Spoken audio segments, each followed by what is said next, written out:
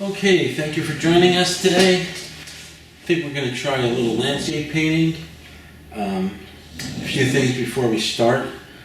That noise that you hear coming from the left side of the camera is my dog Lola.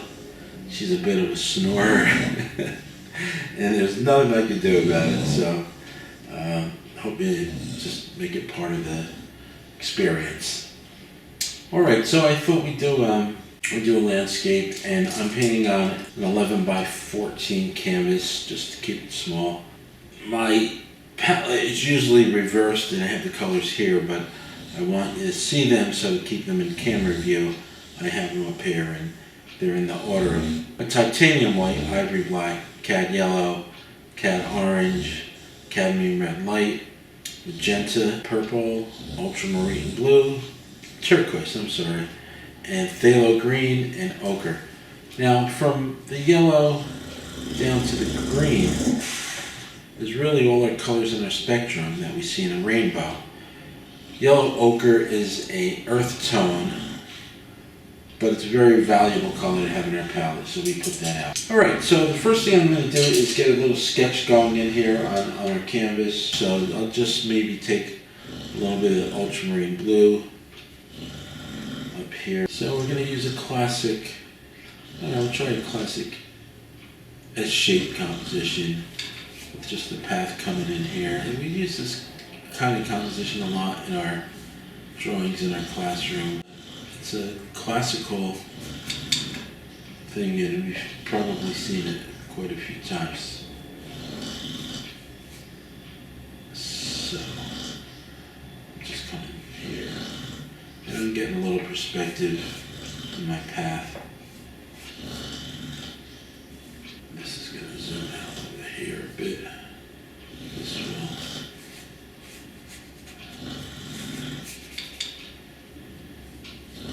A bit of an angle. Maybe right about here we'll have a little subject matter, and we'll have a little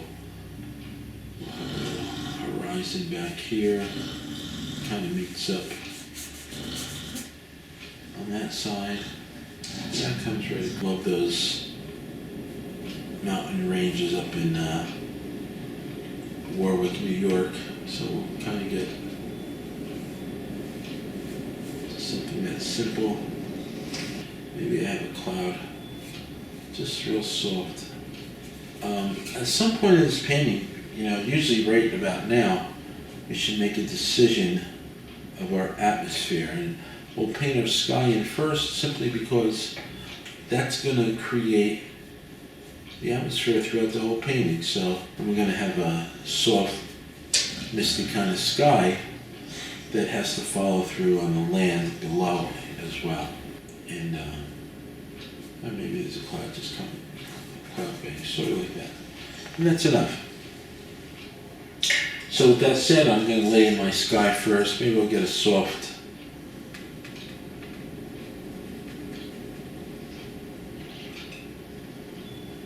up there. Get a little bit of this turquoise. It's called phthalo turquoise. It's sort of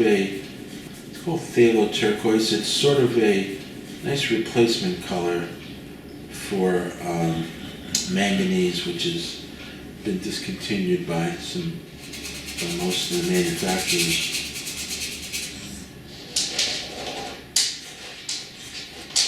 And I don't want it to be too colorful, so I'll dull it down with a little ultramarine blue. So if my light's coming from the right, I'll just lighten that side up a little. This side of the sky will be more of an ultramarine. If you go away from the warmth of the sun, the turquoise is more of a warmer tone. So as we go away from the warmth of the sun, our sky will cool down. But generally that's a progression that goes from top to bottom, but it's always nice to have some sort of progression in your sky. If it's top to bottom or right to left, makes it much more interesting. And as you can see, I'm just kind of scrubbing that in. I don't want to lay in too much heavy paint at this part of the painting. I just want to establish some tone.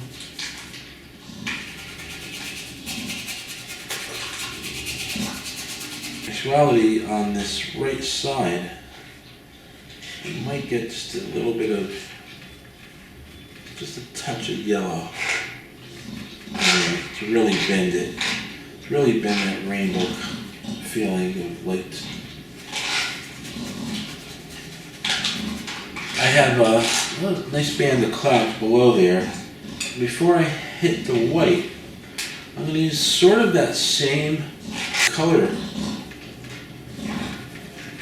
that I used for the sky to get a little feeling of some shadow down below there. A lot of times it's similar to the sky color, but just grayed down a little bit.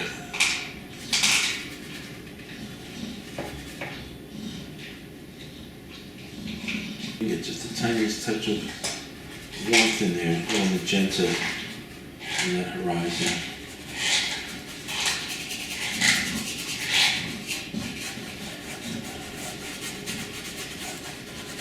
The clouds coming up on the sides.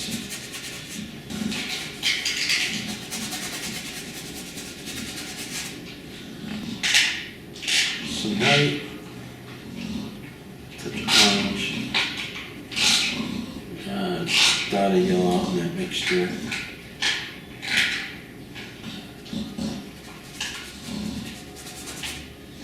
And some sky.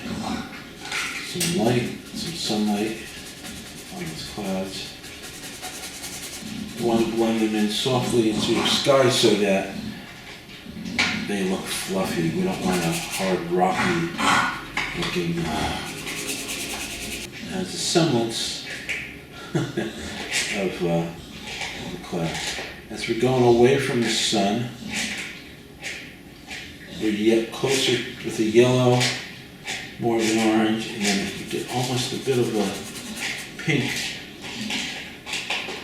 And this happens also from front to back.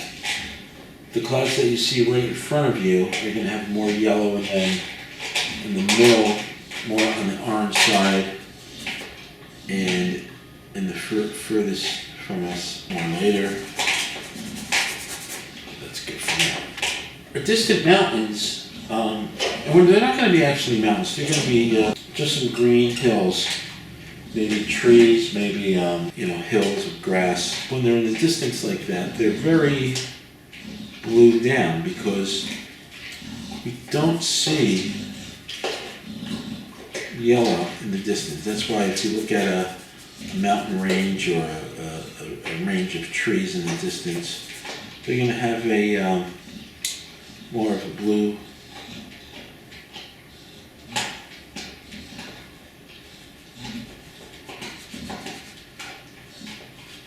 You get a touch of green in there also, but certainly not a lot of green. Get a touch of ochre in there to warm them up a little bit, but it's generally a cool color. Not even is too green, so I'm going to go back it up a little bit more blue.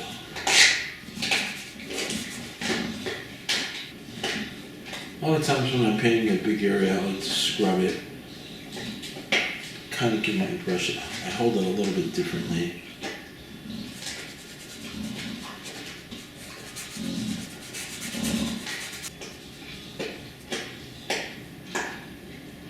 And these two, we're just going to paint them in position.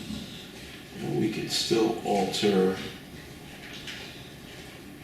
the color of them later on. I've got one all the way back here. This can actually even be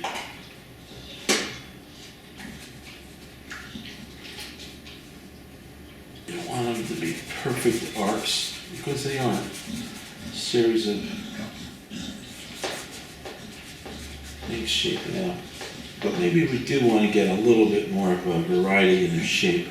So maybe I'll just pull this one up and tighten it a little bit higher. And then like that. My thinking is this is a sort of a springtime, a little bit of ochre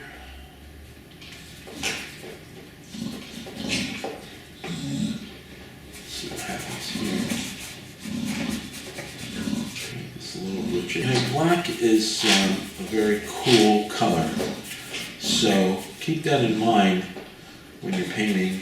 It makes for a nice shadowy green. Another thing to keep in mind, and this is part of today's lesson, is aerial perspective. As things are in the foreground, they're going to be more colorful. And the term we use for that is chromatic. Even though this foreground here is going to be in shadow, I do want to get it to be more on the colorful side.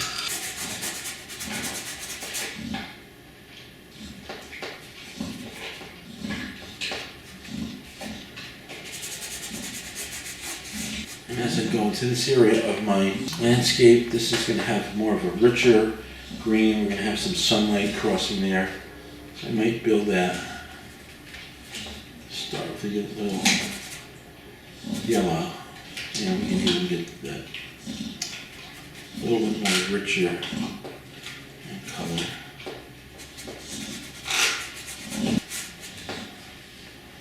And that's going to cross into the shadow area. We'll get a little richer color right at that edge, lifting into shadow, I should say.